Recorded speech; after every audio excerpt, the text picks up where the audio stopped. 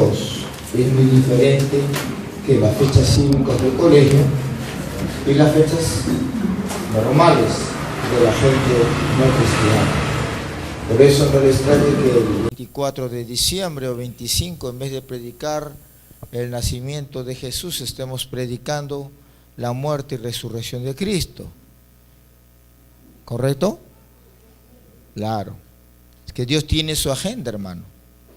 En esta noche voy a tocar un tema muy importante, que es el reino de Dios en la vida de Cristo. Vamos a ver ese tema, hermanos, que teólogos, maestros, cantidad de estudiosos de la Biblia tienen hasta libros sobre ese tema.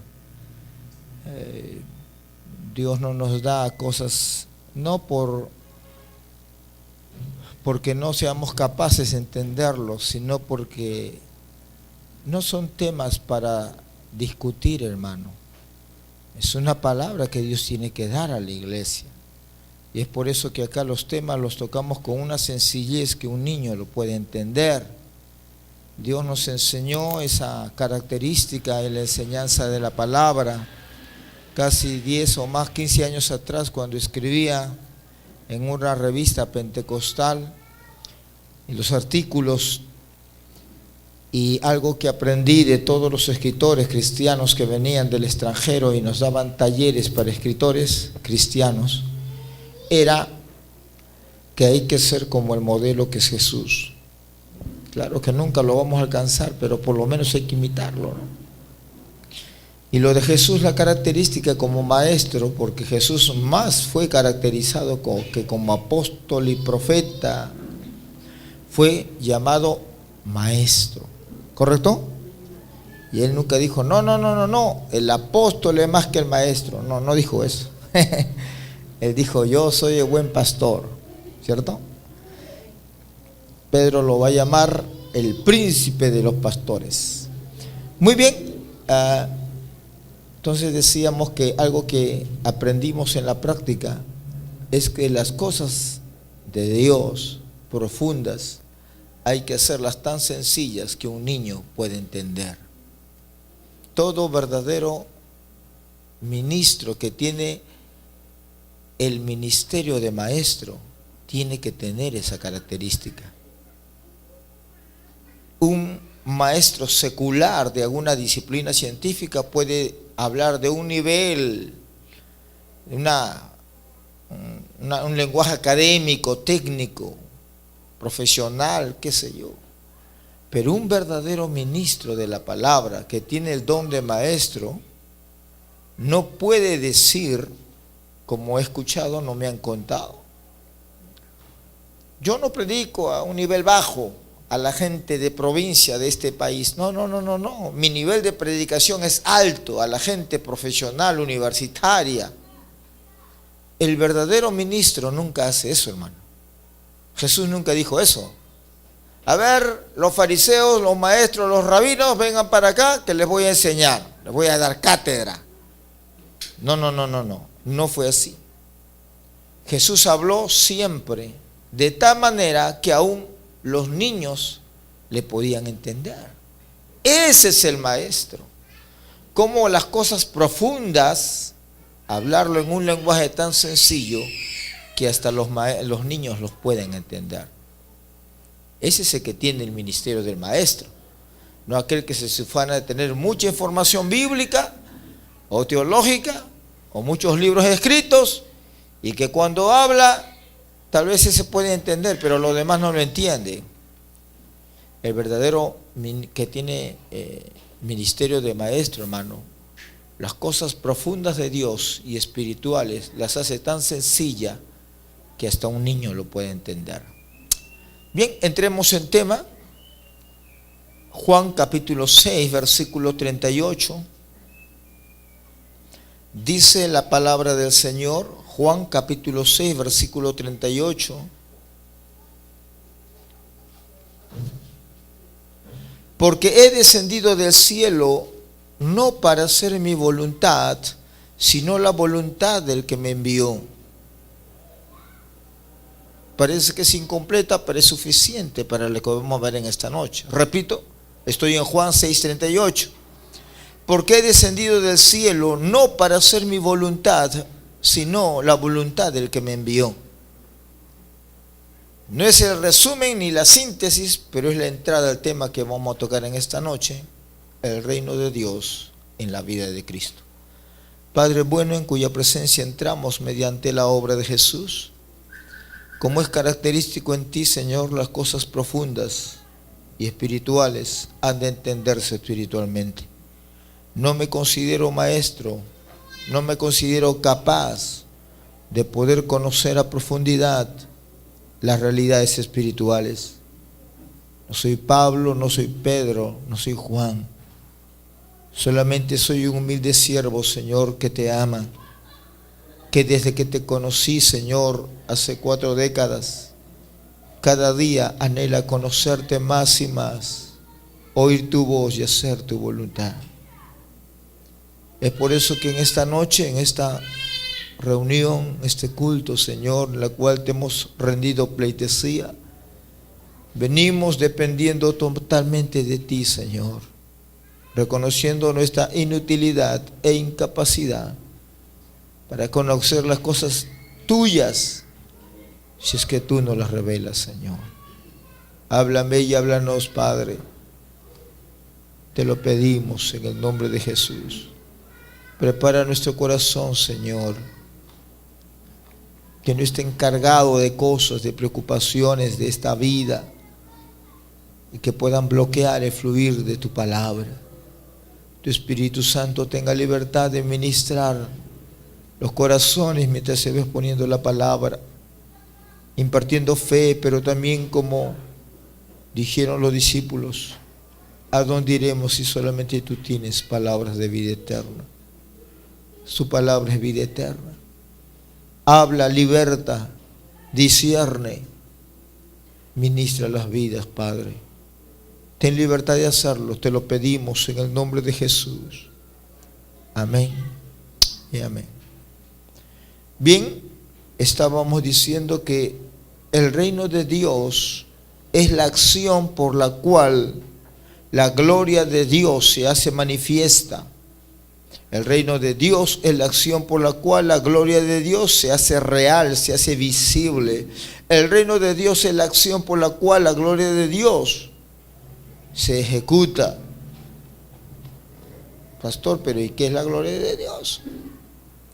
La gloria de Dios es el gozo, el contentamiento, el deleite, la satisfacción de Dios cuando su voluntad es obedecida, cumplida, ejecutada, realizada, consumada, ya sea en los cielos o en la tierra, ya sea sobre individuos o naciones, ya sea sobre seres visibles o invisibles, ya sea sobre cosas materiales o inmateriales. Eso es la gloria de Dios. ¿Me entiende?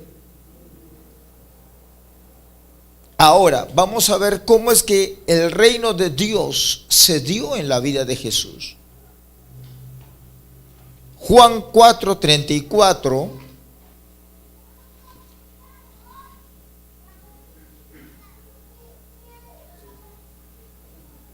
Vamos a ver a Jesús buscando la voluntad de Dios y hacerla. Porque si hemos dicho que el reino de Dios es la manifestación de la gloria de Dios, y que la gloria de Dios es el gozo del Señor, de Adonai, de Elohim, cuando su voluntad es ejecutada. Entonces veamos cómo es que esa voluntad de Dios, que es el reino de Dios, se cumplió en la vida del Maestro. Juan 4:34 dice, Jesús dijo, mi comida es que haga la voluntad del que me envió y acabe su obra. Más adelantito en Juan 5:30, Jesús mismo dice, no puedo yo hacer nada por mí mismo, según oigo, así juzgo. Y mi juicio es justo, porque no busco mi voluntad, sino la voluntad del que me envió, la del Padre. Miren cómo estamos viendo, Jesús, ¿qué cosa buscó? La voluntad de Dios. Número 2, en su vida familiar Jesús practicaba la sumisión y sujeción a la voluntad de Dios. Marcos 3:35.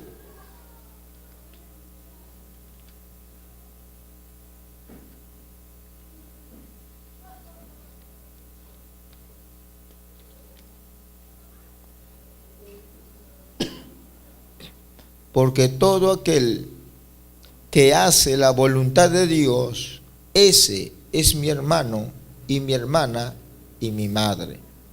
¿Cuál es el contexto de este pasaje que acabamos de leer de Marcos 3:35?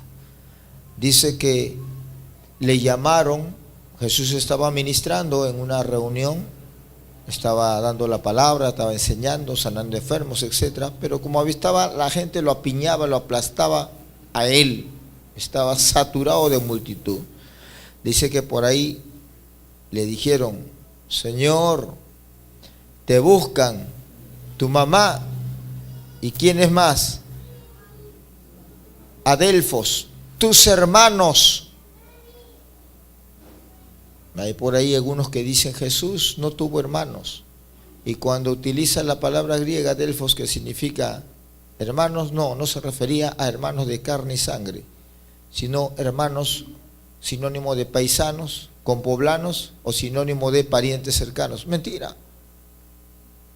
Ellos son los que predican que María fue virgen todo el tiempo,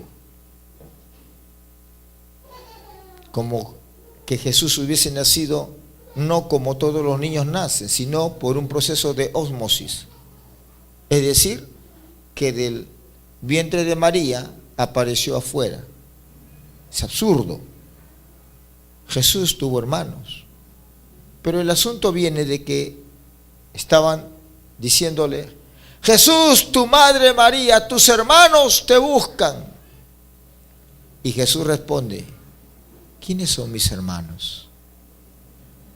Todo aquel que conoce y hace la voluntad de Dios. ¿Se acuerdan lo que les dije en una oportunidad y en más de una oportunidad?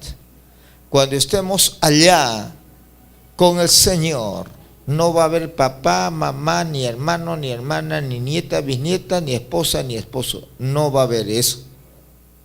Cuando estemos allá, todos seremos hermanos y hermanas, hijos de un solo Padre. A su nombre, apláudele al Señor.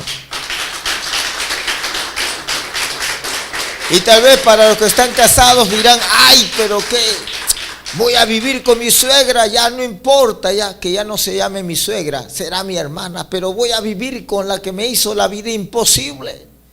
Como alguien dijo por ahí, la tribulación es la visita de la suegra, y la gran tribulación cuando tu suegra va a vivir contigo. Bueno, yo no sé, ¿no? Yo no sé quién será él o el que diga eso. La verdad es que hay suegras que son una bendición, hermano. ¿Sí?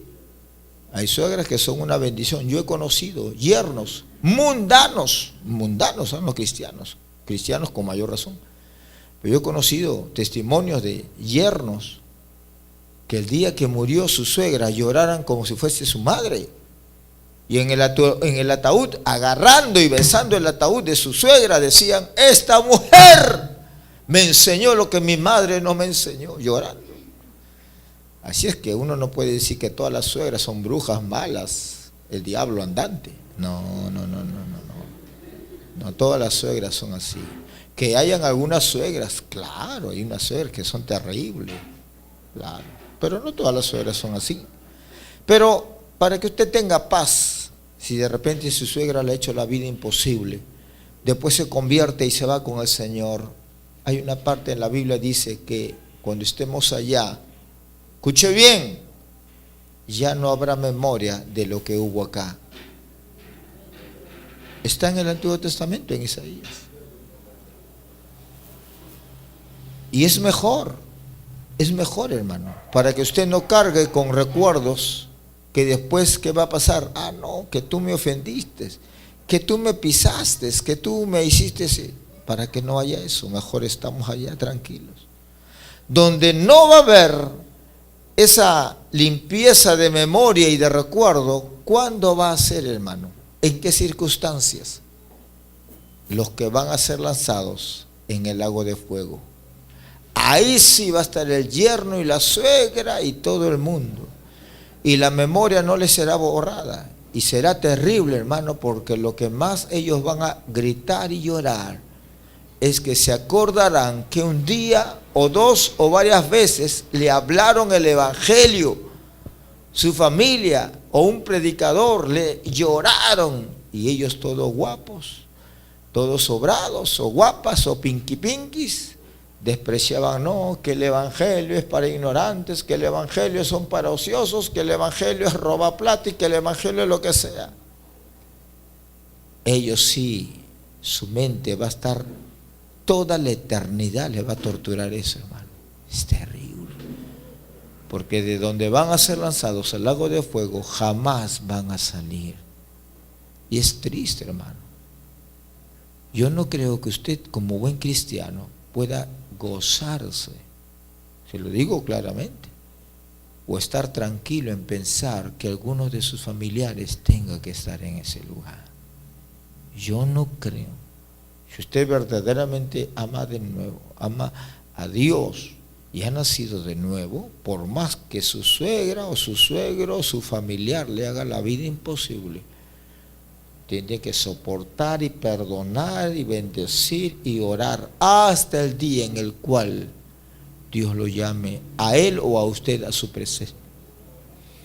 Y ahí sí, si no se arrepintió, usted hizo lo que pudo. ¿Correcto? Yo sufro, hermano. Yo sufro en congregaciones donde voy a predicar la palabra del Señor y a veces voy a mi casa llorando porque no reciben la palabra, porque son incrédulos, soberbios. En vez de que la palabra los sane, los liberte, los libre, hermano, de la condenación, los desprecian, los rechazan. Yo libro mi alma, pero en el espíritu uno siente la carga y el dolor del Señor por ese tipo de congregaciones o de personas. No serán todos, pero hay. Como le dije en una oportunidad, en una iglesia que terminé de predicar, y el Señor dijo bien claro: en esta iglesia, a los que no reciben mi palabra, porque hay duros de corazón, así dijo el Señor por el Espíritu Santo, dijo, hay quienes se van a quedar. Hermano, qué triste, hermano. Así el Señor dijo, aquí hay quienes se van a quedar, a pesar que yo les he predicado mi palabra, no la quieren, la rechazan, son duros de corazón. Hermano, ese es doloroso, hermano.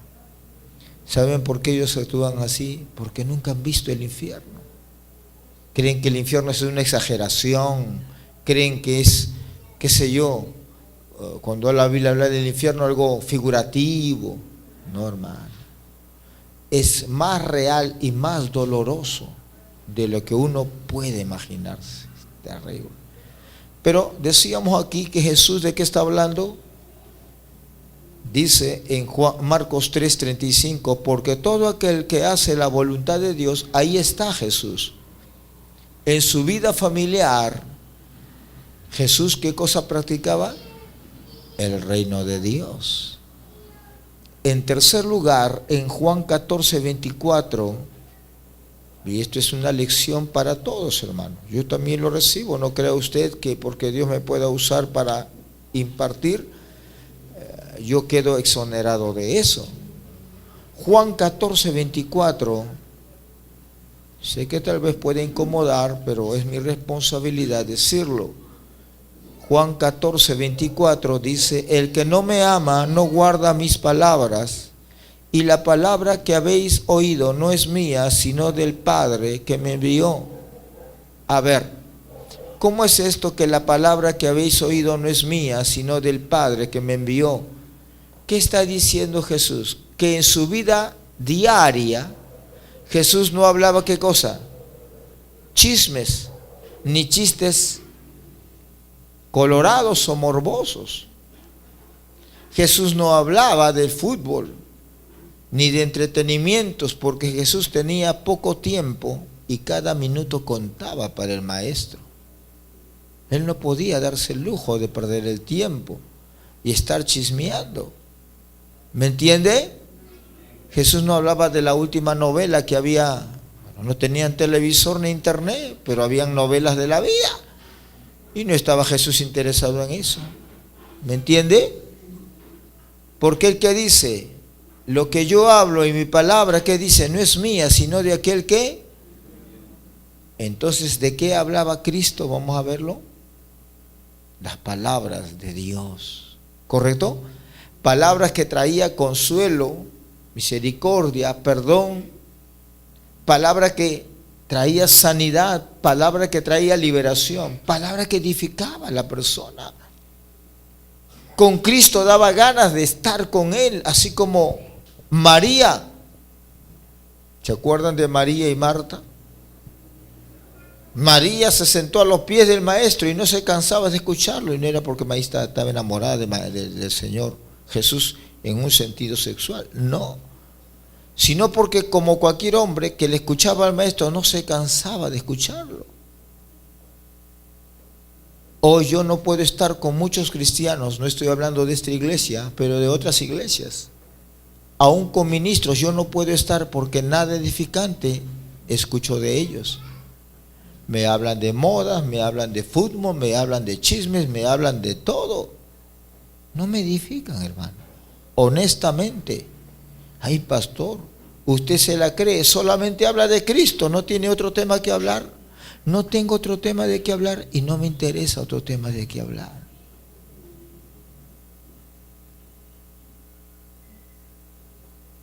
Pero yo veo que otros hablan, que hablan. De su perro, de su gato, la última foto que se sacaron y la colgaron al Facebook para que todo el mundo le felicite. Por favor, yo puedo entender que eso ocurre en el mundo secular, pero un hijo de Dios, una hija de Dios, ¿cómo puede utilizar el Facebook para colgar la foto de su perro y para que todo el mundo le felicite? Por favor, ¿usted cree que Jesús en este tiempo haría eso? Jesús colgando la foto de un perrito ahí, su pequinés, miren, un pequinés cristiano. Por favor. ¿Me entiende? Ya le dije, le va a incomodar, pero tengo que decírselo. Jesús demostraba en su diario vivir, en su diario conversar, el reino de Dios. Las palabras que él hablaba no eran palabras mundanas ni carnales, no era basura. Hablaba palabras de sanidad, de salvación, de bendición. Y la verdad que en esta noche, ¿cuántos de nosotros tendríamos que decirle, Señor, toca mis labios y mi lengua, o libérame del chisme o de la mentira? Yo soy, Señor, el que mi lengua es dañina, es viperina, es como la serpiente. No, Señor, yo quiero tener una lengua como la que tú tuviste, que sana, que alienta, palabras no de crítica, no de odio, no de muerte, sino palabras que la otra persona le da ganas de escuchar. Porque eso le dije que pasó con María. María estaba que escuche mientras el Maestro hablaba y enseñaba. Y la Marta, cocinando para arriba y para abajo. ¿Qué le dice la Marta a Jesús? Ya pues, Señor, yo estoy que cocino hasta que se me queme el arroz, que por aquí, que por acá. Y mira, María, que flojonete, vagoneta, ¿cómo se va a sentar y tú vas a estar hablando? Y Jesús, ¿qué le dijo? Sí, María, vaya a ayudarla a cocinar. Jesús le dijo algo, hermano, para toda su vida a Marta. Marta, Marta, utilizó la misma palabra cuando Jesús va a hablar que los gentiles que no tienen un Dios, que los pajarillos son sustentados por el Padre. ¿Qué dijo? Los gentiles se afanan, los que no tienen a Dios como Padre se afanan. La misma palabra la utilizó ¿para quién? Para Marta. Le dijo, Marta, Marta, qué afanada estás. María ha escogido la mejor parte y no le será quitada. María escuchaba las palabras del Maestro. ¿Por qué el maestro no contaba chistes colorados? ¿Por qué el maestro no estaba con novelerías? Hablaba de cosas eternas. Por eso que a veces hay un coro, un himno que por ahí dice: a los pies de Jesucristo. ¿Qué más? Así como María. Porque María no era flojonete, era trabajadora, pero cuando estaba el maestro, se sentaba, dejaba todo y escuchaba lo que el maestro tenía que decir. ¿Me entiende? El problema de muchos cristianos que no tenemos para hablar cosas edificantes es porque primero, escuche bien, primero no hemos aprendido a escuchar al maestro. Cuando usted no escucha al maestro, ¿qué cosa va a hablar? Lo que sale de su podrido, corrupto y pervertido corazón. Pastor, me está ofendiendo. Mi corazón es más blanco que una tumba. ¿Cómo usted me puede decir que está negro? Yo no lo digo, Dios lo dice. Engañoso y perverso es el corazón del hombre, inclinado al mal, ¿cierto? Yo no lo digo, está escrito. Que se incomode, diga ay, pero no crea que yo tengo algo contra usted. Entonces, decíamos, el problema de muchos que no pueden dar palabras que edifiquen es porque no reciben del Padre la voz, palabras que puedan animar. No es el tema, pero yo recuerdo en una oportunidad estaba orando. Escuche bien, no lo haga, no lo haga. Ay, pastor, ¿y usted sí? Bueno, yo le voy a testificar para que usted vea, hermano. En una oportunidad estaba en un devocional orando en la mañana y recibí una palabra para una señorita cristiana, no de esta iglesia, de otra iglesia, una amiga. Terminé mi devocional, agarré un aparatito y le mandé un mensaje de texto. No era un versículo bíblico, era una palabra que el Señor le pudo dar a ella. Así dice el Señor, esto y esto y esto y esto. Yo no sabía la necesidad que ella estaba pasando. No sé si se iba a suicidar, yo no sé. El asunto es que yo le dije, el Señor dice esto. Mire, lo mandé por aquí, por el aparato, no por televalor, no. Lo mandé un mensaje de texto para que lo pueda leer todas las veces que quiera. Hermano, al día siguiente ella me contestó, me dijo, pastor, ¿usted cómo sabía que yo tenía que tomar una decisión importante para mi vida? Yo no sabía nada. Yo estaba orando y a mi corazón vino, dile esto. Y yo le mandé a usted lo que recibí del Señor por mensaje de texto. ¿Me entiende? Yo no le mandé la foto de mi perro, yo no le mandé mi foto. Le mandé lo que Dios le decía a ella. Y mire, tal vez pudo salvarle la vida. ¿Me entiende? Pero si usted no escucha de Dios nada, ¿qué cosa le va a mandar? Ya no le estoy diciendo, la foto de su perro, la foto de su gato, usted sale en short, qué sé yo. Algo que no es productivo. Y eso no solamente es en el Facebook, Instagram, WhatsApp, no. En el diario hablar, ya le digo. Yo no me voy a poner como ejemplo. No me voy a poner como ejemplo, Dios me libre. Si es que mejores ministros de la palabra que yo. Y por mí, yo a veces le invito a comer, le invito, aunque sea algo no muy caro. ¿Por qué? Porque quiero conversar, quiero aprender, quiero escuchar. Porque sé que son hermanos o ministros que han crecido. Sé que Dios habla a través de ellos y voy a edificarme en la fe. Pero hay otros, como les digo, que, hermanos, no da ganas de estar con ellos. ¿Por qué? Porque no edifican para nada. ¿Me entiende? Entonces, hermano, ahí vemos a Jesús como que dice que las palabras que él habla no se las da el diablo ni el mundo, ni siquiera del mismo, las recibe del Padre. ¿Correcto? ¿Qué más vemos el reino de Dios en la vida de Jesús? Juan capítulo 2 versículo 4 dice, y Jesús le dijo, ¿qué tienes conmigo, mujer? Aún no ha venido mi hora. ¿Cuál es el contexto de este pasaje? aún no ha venido mi hora. Jesús ha ido a un matrimonio, ¿correcto? Los novios no habían calculado los invitados, de tal manera que el vino se acabó en media fiesta. ¿Qué hacen? Habían sabido que estaba Jesús ahí y estaba María, la madre de Jesús, y le dicen a María: María, ¿hay algo que pueda hacer tu hijo Jesús? Y Jesús le da, ¿qué cosa le dice? ¿Qué cosa? Jesús, no tienen vino. O sea, como pidiéndole, ¿no?, que pudiera comprar más vino o adquirir más vino de algún lado. ¿Y Jesús qué le responde? Dice: aún no ha venido mi hora. En otras traducciones dicen: mi hora aún no ha llegado.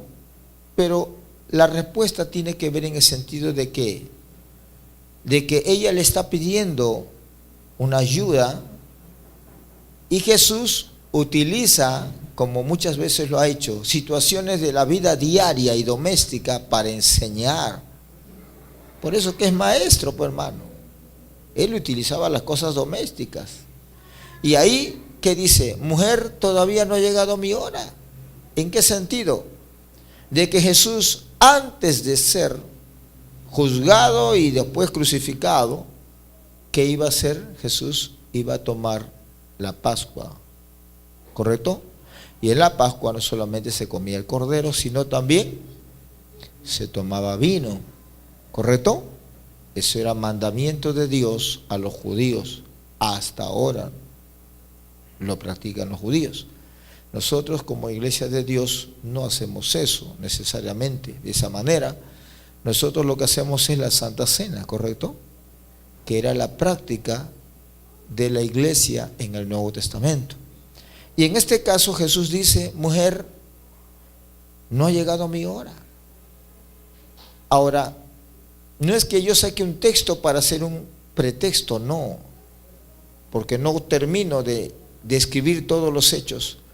Pero en esta frase, cuando dice Jesús: aún no ha venido mi hora, ¿de qué está hablando? De que aún en su tiempo, ¿qué pasa? Jesús dependía ¿de quién? Del Padre. ¿Me entienden? O sea, Jesús no vivía porque Él quería hacer lo que quería cuando Él quería y le daba la gana. No, su tiempo estaba administrado ¿por quién? Por su Padre. Miren, hermano, Jesús sometida a la voluntad de Dios en todas las áreas de su vida. ¿Me entiende? En su diario vivir, en su conversar, en su familia, en su tiempo, en sus prioridades. ¿Qué es lo que además podemos observar acerca del reino de Dios en la vida y el ministerio de Jesús? Mateo capítulo 3, versículo 2. Vamos a ver que Juan el Bautista anunció la llegada del reino de Dios. Mateo 3:2 dice: y diciendo, arrepentíos porque el reino de Dios, el reino de los cielos se ha acercado. El escritor Mateo, el evangelista le llaman, ¿no? Escribió un evangelio. Mateo utiliza más la expresión reino de los cielos como sinónimo de reino de Dios. ¿Por qué? Porque sus lectores, que mayormente eran judíos, ellos tenían mucho prejuicio, es la palabra correcta, a usar el nombre de Dios, porque lo consideraban, y es sagrado, sublime, excelso. Entonces Mateo, al escribir el evangelio, refiriéndose al reino de Dios, lo va a llamar reino de los cielos, pero es lo mismo. Marcos y Lucas sí hablan del reino de Dios, pero aquí, cuando narra el caso de Juan el Bautista, estoy en Mateo 3:2, dice: y diciendo, arrepentíos porque el reino de los cielos, que es el reino de Dios, se ha acercado. ¿Qué está diciendo Juan?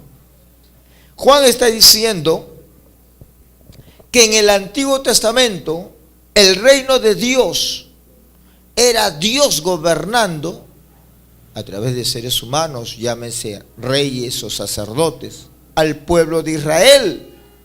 Pero en el Nuevo Testamento, el reino de Dios se extendió con Cristo a la cabeza a los gentiles. Es decir, el reino de Dios se iniciaba con Cristo y continuaba con la iglesia. Salmos 89, 18 e Isaías 44, 6, vamos a ver lo que estamos afirmando.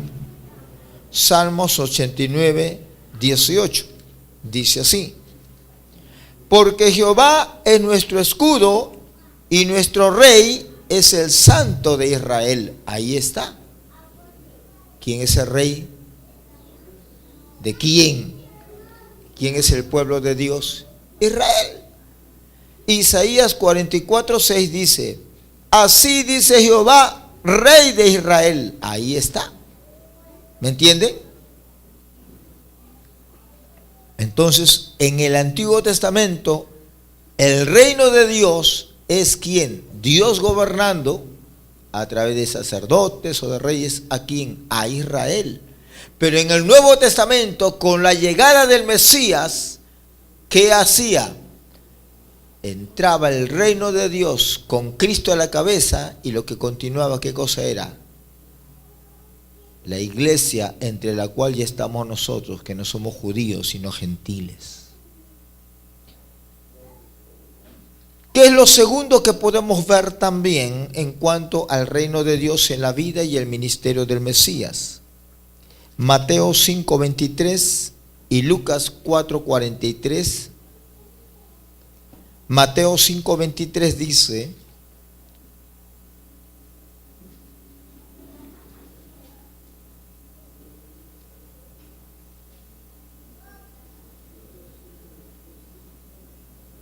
a ver, no es la cita, es Mateo 4:23.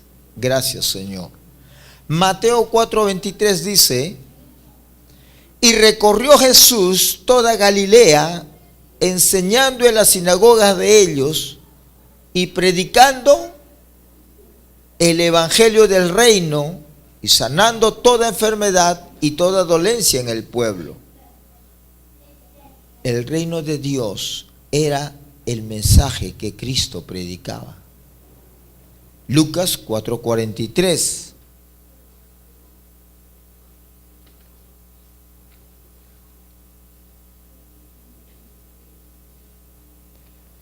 Pero él les dijo, Jesús está hablando aquí a los discípulos, Lucas 4:43, pero él les dijo: es necesario que también a otras ciudades anuncie el evangelio del reino de Dios, porque para esto he sido enviado. Entonces, el reino de Dios era el mensaje que Cristo predicaba. ¿Qué más vemos como característica en cuanto al reino de Dios? Mateo 4:23, ¿qué es lo que habíamos visto? Sanando toda enfermedad y dolencia. Pero ¿qué es lo que hay algo más que tenemos que ver en lo que era el reino de Dios? Que el reino de Dios es un llamado al arrepentimiento y a creer el evangelio de Cristo. Y aquí, por evangelio de Cristo, ¿a qué nos referimos? A lo siguiente: que Cristo es Dios e Hijo de Dios, que era lo que los judíos no querían aceptar, ni que Jesús era Dios y ni que tampoco era Hijo de Dios. Cuando hablamos del evangelio de Cristo, estamos hablando que el pecado destruye al hombre, la gravedad del pecado. El evangelio de Cristo es que Cristo nos salva de la ira de Dios, porque la paga del pecado es muerte. ¿Qué más es el reino de Dios? Que Cristo nos da vida eterna. ¿Correcto? Estoy diciéndole en un lenguaje más sencillo que hasta un niño lo pueda entender. Ahora, en Mateo 4:23 ya hemos visto, ¿qué cosa? Que el reino de Dios era el mensaje que Cristo predicaba, pero también hay otro elemento en Mateo 4:23, que dice: sanando toda enfermedad y toda dolencia de quién. Versículo número 24, y se difundió su fama por toda Siria y le trajeron todos los que tenían dolencia, los afligidos por diferentes enfermedades y tormentos, los endemoniados, lunáticos y paralíticos, y los sanó. A ver, ¿cómo resumimos esos versículos? En pocas palabras, que el reino de Dios era predicado como con sanidades y milagros, ¿correcto? Mire que estoy hablando cosas puntuales porque eso ocurrió en la iglesia del Nuevo Testamento, Cristo resucitado, y eso es algo que debe de ocurrir en la iglesia de este tiempo, iglesia que se precie de decir somos el cuerpo de Cristo, iglesia que se precie de decir somos una iglesia viva, iglesia que se precie de decir somos una iglesia cristocéntrica. Seguimos. Mateo 12, 28, vamos a ver otros elementos importantes. ¿Qué cosa? Dice, pero si yo, Jesús está hablando en Mateo 12, 28, pero si yo, por el Espíritu de Dios, echo fuera los demonios, ciertamente ha llegado a vosotros el reino de Dios. ¿Qué está hablando ahí Jesús? ¿Qué está diciendo Jesús? Que con la aparición de Él, que con Él se da ¿qué cosa? ¿Qué cosa se da?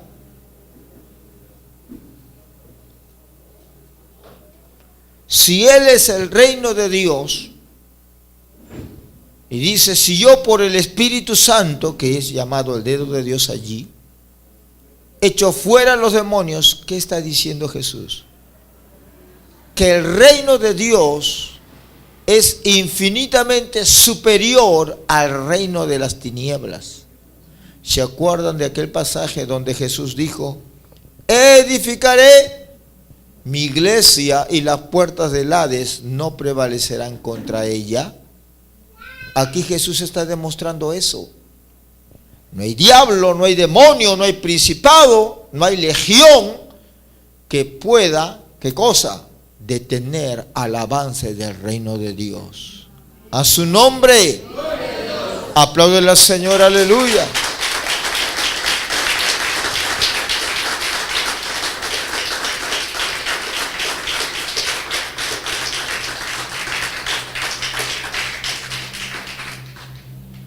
Lucas 11:20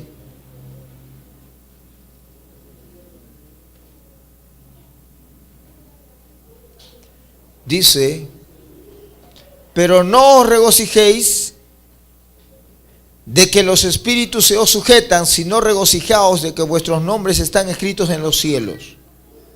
¿Cuál es el contexto de ese pasaje? Jesús había mandado ¿qué cosa? A 70 que vayan a predicar. De 2 en 2, cuando los 70 estaban predicando, ¿qué es lo que ocurrió? Oraban por enfermos, eran sanados. Expulsaban demonios en el nombre de Jesús y los demonios salían. ¿Qué pasó? Se alegraron. Y Jesús dice, yo veía a Satanás caer de su trono en los aires, caer como un rayo. Los que han visto un rayo en la sierra peruana saben que el rayo no demora, no es cámara lenta, es instantáneo. Y Jesús dice, yo vi a Satanás que estaba en los aires en su trono, pero cuando ustedes predicaban con poder, ataban los demonios y todo, yo vi, por el Espíritu por supuesto, cómo Satanás cayó para abajo, no para arriba, pues se cae para abajo, ¿cierto? Como un rayo. Lo vio Jesús, ¿cierto? ¿Y qué más le dijo? Pero no se alegren por esas cosas. Alégrense porque sus nombres están en el libro y ahí permanecen. ¿Entiende? Es que la naturaleza humana, cuando uno ve lo espectacular, como es sanidades, milagros, salen los demonios, lo humano es, no es que busque hacer un show ni protagonismo, pero siempre a la gente le llama eso, la atención. porque normalmente uno no ve eso todos los días, ¿correcto? Ya. Pero Jesús, ¿qué cosa dice? No se alegren por eso, alégrense porque su nombre. Y al hacer eso, ¿qué está demostrando Jesús? Ya les dije, la cabeza del reino de Dios, Cristo, y el cuerpo, ¿quién es? ¿Quién era la iglesia antes de Pentecostés? ¿Había iglesia o no había iglesia? Claro que ya había iglesia. ¿Quién era la iglesia? Todos los llamados por él. Natanael, sus discípulos y los que de veras le seguían de todo corazón y que sus nombres estaban anotados ya, eran la iglesia. Por eso, ¿qué está haciendo ahí la iglesia? Como reino de Dios, está demostrando ¿qué cosa? Que es infinitamente superior ¿a qué? A todo el reino de las tinieblas. Unos puntos más y vamos a pasar a otra parte. Dice Mateo capítulo 6 versículo 10. Jesús enseña que hay que orar para que el reino de Dios se expanda, crezca, se desarrolle. Mateo 6:10, Jesús está enseñando a orar a los discípulos, porque ya le dije en alguna oportunidad, los discípulos oraban desde niños y no pasaba nada. Jesús oraba, resucitaba a los muertos. Jesús oraba, sanaba enfermos. Jesús oraba y los demonios salían haciendo show y espectáculo. Y ellos ¿qué decían? ¿Qué pasa? Nosotros oramos y oramos y oramos y no pasa nada. Jesús ora y todo el reino de tinieblas sale volando. No sabemos orar. Y él dice, maestro, enséñanos a orar. ¿Me entiende? Y parte de la oración, ¿qué es lo que vemos que Jesús les dice en Mateo 6:10? Dice, venga tu reino. ¿Cuál reino?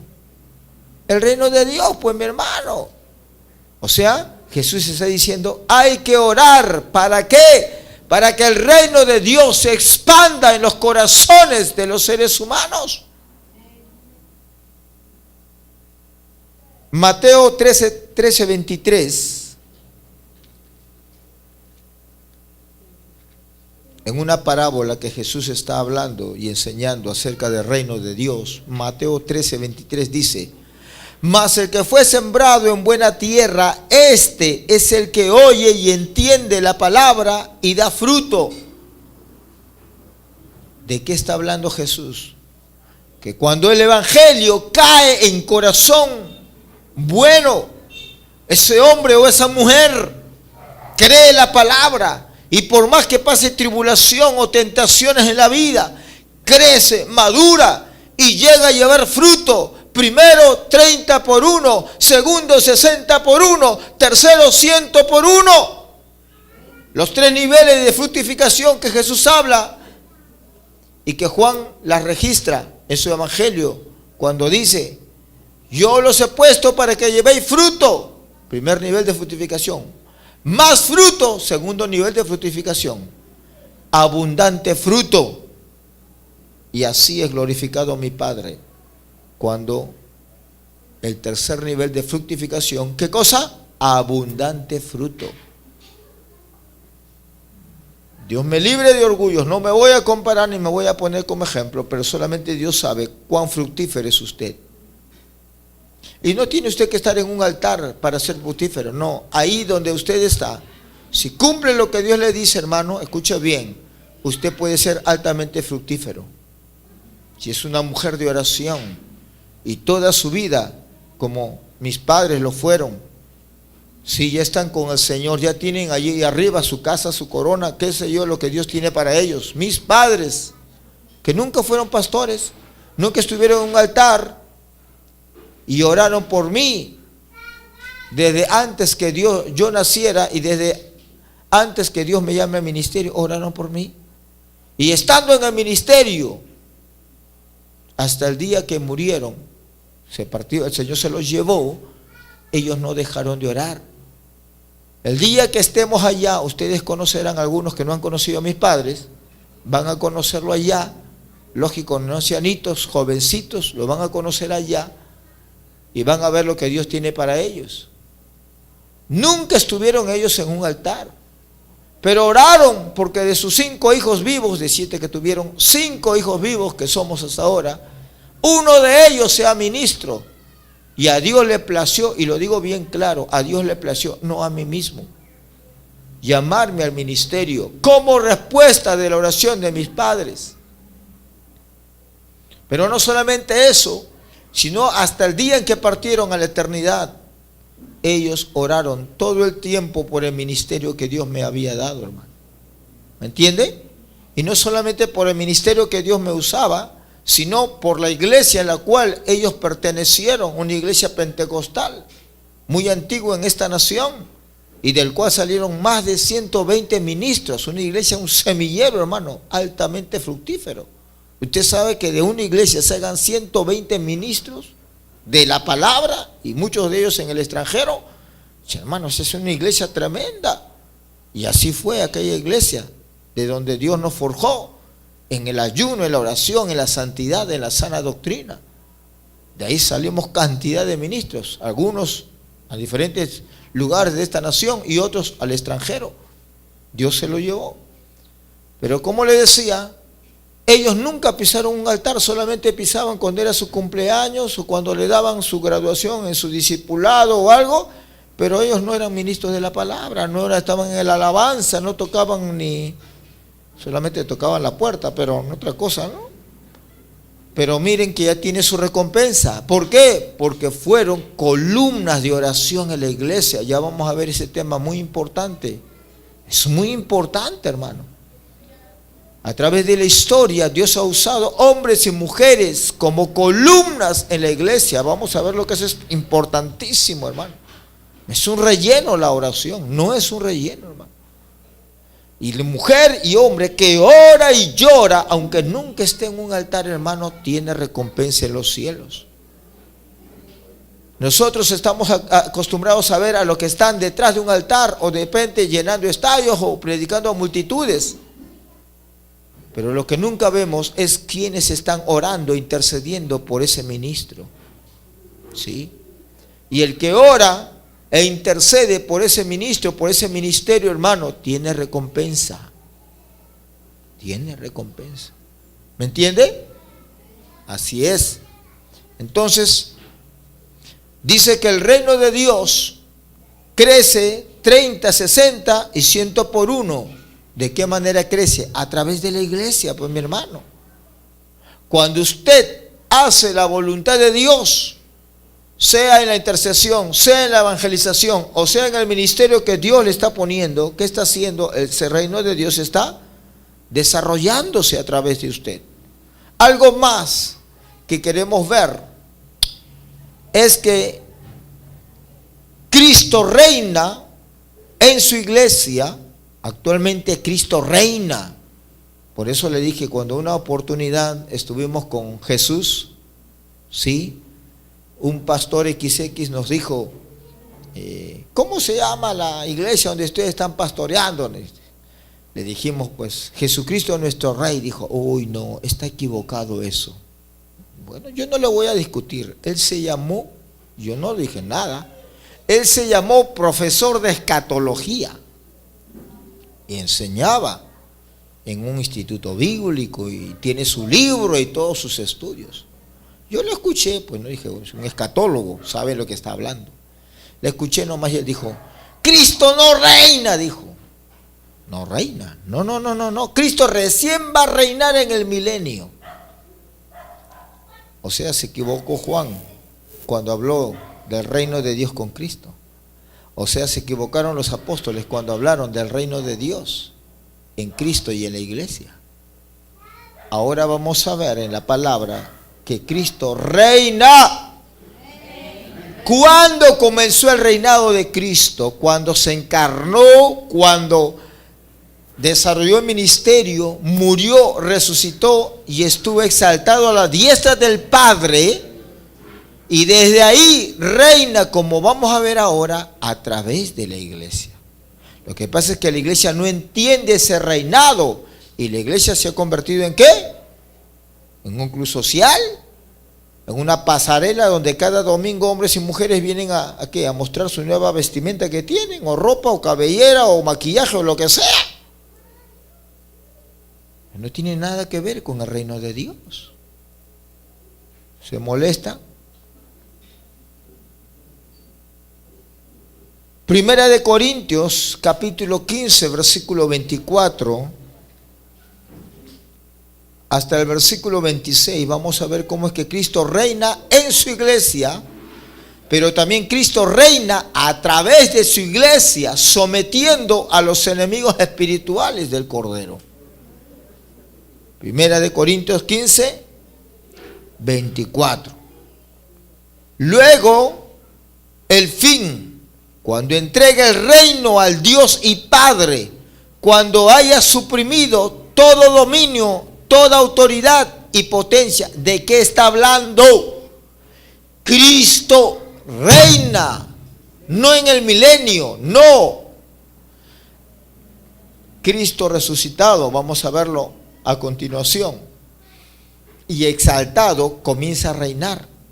Pero primero estamos viendo 1 Corintios 15, 24. Dice, luego el fin, cuando entregue el reino al Dios y Padre, cuando haya suprimido todo dominio, toda autoridad y potencia, porque es preciso, es que Él, está hablando de Cristo, reine, no dice en el milenio, reine, tiempo presente, continuo, ¿hasta qué? ¿Qué significa hasta qué?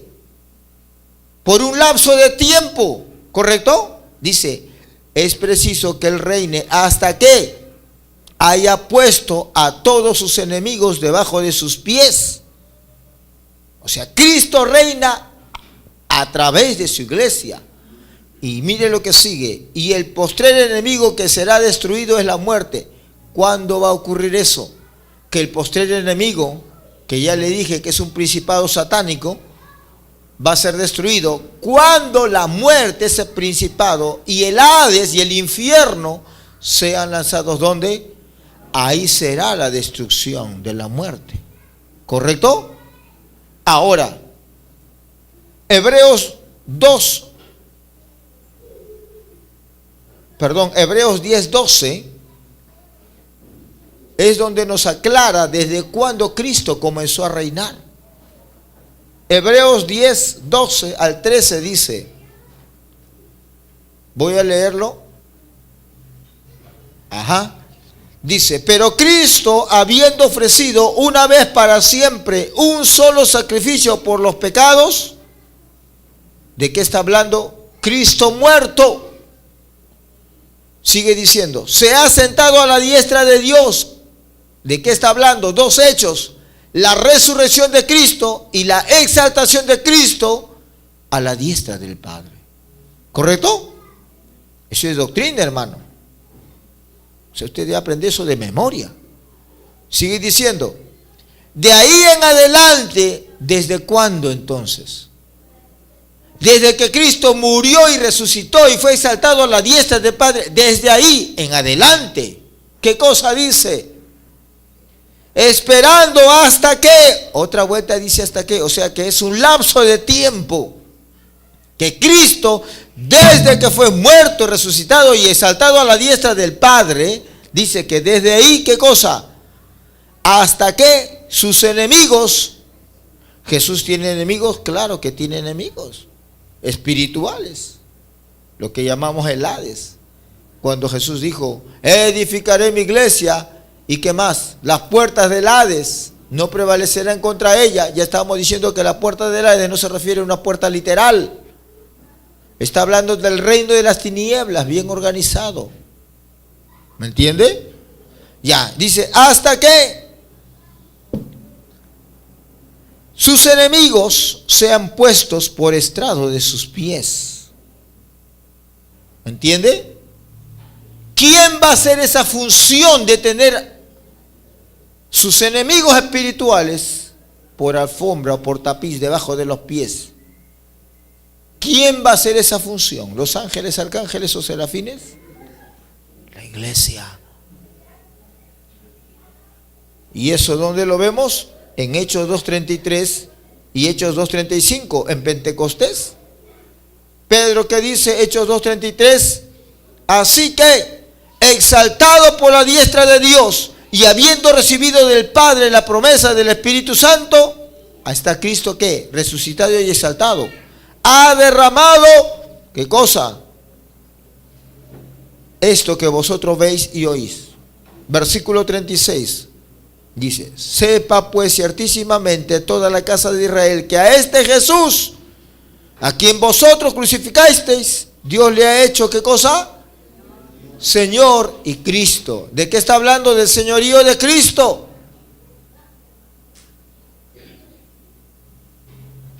Entonces, desde que Cristo fue exaltado a la diestra del Padre, Él reina. El asunto es que la iglesia no ha entendido lo que es el reino de Dios. Y es por eso que en vez de que la iglesia practique el reino de Dios, ¿qué está haciendo la iglesia? Se ha convertido en club social, la hora loca cristiana. Se ha convertido en un parque de diversiones. Se ha convertido en cualquier cosa, no en ese ejército de Dios que someta bajo la planta de sus pies los principados y potestades, como ya hemos visto que Jesús lo hacía, como hicieron los 70. ¿Qué diablo, qué demonio, qué enfermedad? Ni nada. ¿Me entiende? Jamás un creyente en el Nuevo Testamento, jamás un creyente en el Nuevo Testamento, jamás un creyente en el Nuevo Testamento tuvo miedo a ningún demonio. Y en este tiempo, hermano, hasta predicadores, disculpe la expresión, se orinan de miedo cuando hay un endemoniado en sus cultos. ¿Sí? ¿Por qué? ¡Ah! Me va a atacar, me va a matar. Cuando es todo lo contrario, ante la presencia no nuestra, sino de aquel que es mayor que el que está en el mundo. Cuando usted está lleno de la presencia de Dios, el Espíritu Santo está por usted explotando, reventando, los demonios tiemblan. No por usted, no por mí, es por aquel que está dentro de nosotros. Y cuando uno le suelta la palabra de autoridad, sale volando. ¿Entiende? Esa es la iglesia del Señor. Ese es el reino de Dios práctico. Es teoría, hermano. Y el reino de Dios en nosotros hoy, ¿qué es? ¿Cómo es? Número 1, Cristo no vino a la tierra para ser empresario, millonario, ni famoso, ni popular. No vino a ser artista, ni vendedor. Cristo vino en obediencia total al Padre.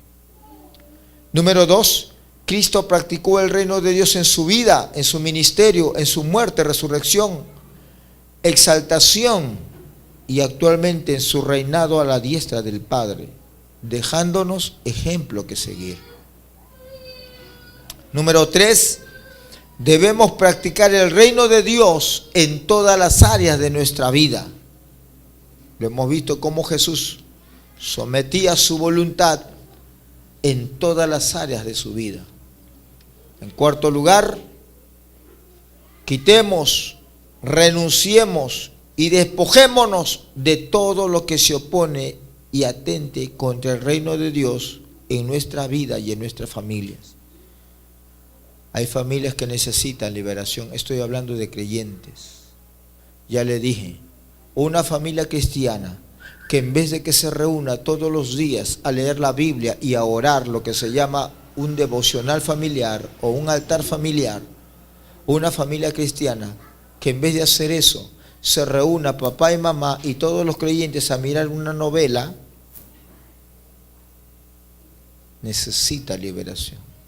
Se lo digo claramente. Y hasta he llegado a leer autores cristianos, no lo menciono por supuesto, autores cristianos que incentivan eso y que dicen, hay que fomentar la unidad familiar. ¿Cómo? Que un hermano cristiano con su esposa y sus hijos todos se pongan a ver televisión. ¿Me entiende? ¿Me entiende? Es que esos ministros no han recibido revelación de Dios que demonios salen por la televisión, pues. Si supieran que salen los demonios por la televisión, entonces no dirían, el hermano y la hermana, nos vamos a sentar y juntos vamos a ver la televisión. No, mi hermano, vamos a la Biblia. Vamos a orar juntos. Y no pregunto para no perder la fe. ¿Cuántos lo hacen? ¿Qué cosas lo hacen? Se reúnen juntos papá y mamá y toda la familia y se ponen a ver televisión. No voy a preguntar. ¿Correcto? Se lo dejo a Dios. Dios sabe. Pero quitémonos y renunciemos, despojémonos de todo lo que se opone al reino de Dios en nuestras vidas. En quinto lugar, conozcamos seriamente y responsablemente el reino de Dios en la iglesia de nuestra generación. Tenemos que conocer cómo es el reino de Dios en nuestras vidas, en nuestras familias. Hablamos muchas veces, y hasta hay cursos del señorío de Cristo, sí. Pero el señorío de Cristo no es una enseñanza, no es un sermón, no es un curso, hermano, es vida. ¿Correcto? Sexto lugar, expandamos el reino de Dios en los corazones de las personas con el poder de Cristo resucitado. ¿Cómo expandieron los discípulos el reino de Dios? Ellos que demostraban a un Cristo vivo, resucitado a la diestra del Padre, reinando a través de la iglesia. Séptimo lugar, debemos de someter a los enemigos espirituales de Cristo bajo la planta de nuestros pies. Es el medio necesario e inevitable para que el reino de Dios crezca y se multiplique entre los pueblos y naciones. Queremos una estrategia bíblica de crecimiento. No es el G12, no es teatro, no es canciones mundanas, no es canciones bailables. Queremos crecer cuantitativamente, expandir el reino de Dios. ¿Cuál es el mandamiento? Someter bajo la planta de nuestros pies todo principado, toda potestad, todo enemigo del Señor. Cuando la iglesia tire abajo el trono de Satanás sobre los aires, cuando la iglesia someta principados y potestades, escuche bien lo que le estoy diciendo. Esto no es cuento, hermano. Ya Dios nos ha dado la oportunidad de hacerlo. No somos expertos, pero está en la Biblia. No le estamos sacando de ningún libro de liberación o de guerra espiritual. No, está en la palabra. ¿Qué cosa, mi hermano? De que debemos someter bajo la planta de nuestros pies a quienes, a los enemigos espirituales, para que el reino de Dios crezca. Ese es el método de Dios. ¿Correcto? Por tanto, debemos de prepararnos adecuadamente para expandir el reino de Dios con autoridad y poder. Gracias a Dios por los pastores que participamos en esta iglesia y en los anexos o iglesias hijas en Lima y en provincias, porque acá sí predicamos el reino de Dios y oramos por enfermos y expulsamos demonios en el nombre y en la autoridad de Cristo. Pero aquellos que nos puedan ver por las pantallas de esta red, de la televisión o de internet, sí les decimos con seriedad y no es un chiste. Si usted está en una iglesia que no oran por enfermos, si usted está en una iglesia que no echa fuera demonios, sálgase de esa iglesia. Porque Jesús lo demostró, que el reino de Dios no es bla, bla, bla, bla, bla, bla, bla. No. El reino de Dios, el poder de Cristo resucitado se manifiesta. ¿Correcto? Claro, así es, hermano. Y la verdad es que en esta generación, cada vez, hermano, vienen gente profesional, empresaria, vienen gente, hermanos, que así sea profesional, se ha embarrado con tantos pecados que vienen con demonios cargados. Otros, hermano, en el mundo, para retener a una pareja, o para tener a su esposo o a su esposa. Bueno fuera que vayan al salón de maquillaje, al spa, arreglarse todos los días. No. Se han ido al brujo, al chamán, al espiritista. ¿Para qué? Para que le haga la macumba, para que su marido no le deje, su mujer no le deje, y se vayan, qué sé yo, con piedra, con tierra, con líquidos, con lo que sea, se baña para mantener a la pareja. Y se están llenando de demonios. Y cuando vienen a Cristo, ahí se manifiestan los demonios. Imagínense que la gente venga así acá, y de acá no hay autoridad y poder para echar fuera demonios. Hoy hay que mandar a la iglesia del frente, porque ahí sí sacan los demonios, acá no sacamos demonios. No. Acá solamente hablamos del amor, de la plata y de los deportes. No es así, mi hermano. El Cristo de la cruz resucitado está acá para sanar, expulsar demonios. A su nombre. Apláudele al Señor.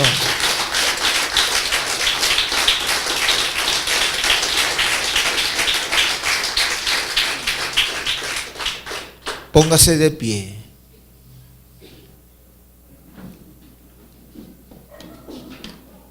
Tenemos una tarea muy grande. Prepararnos, hermano.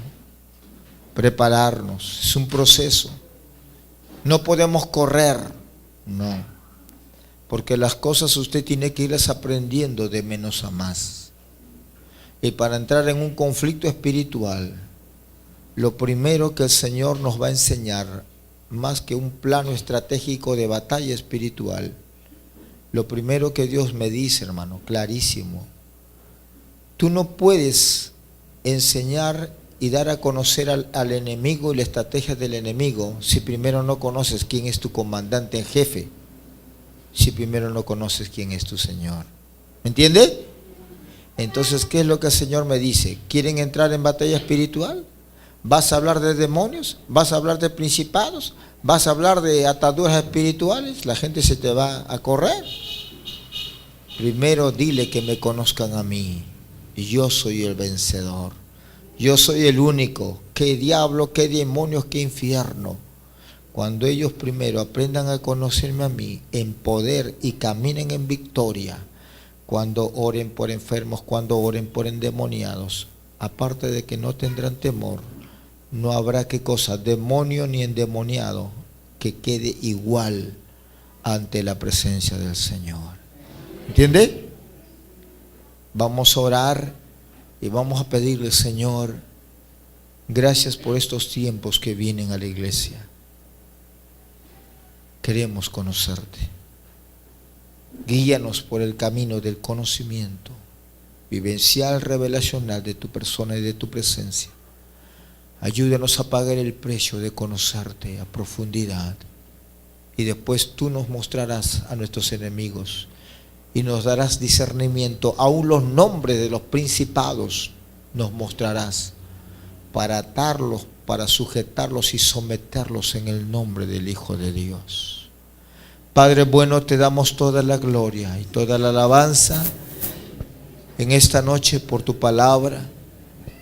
Señor, tú lo dijiste, que ya no estemos con cosas simples, y no porque tu palabra sea cosa que no valga. No, jamás diría eso.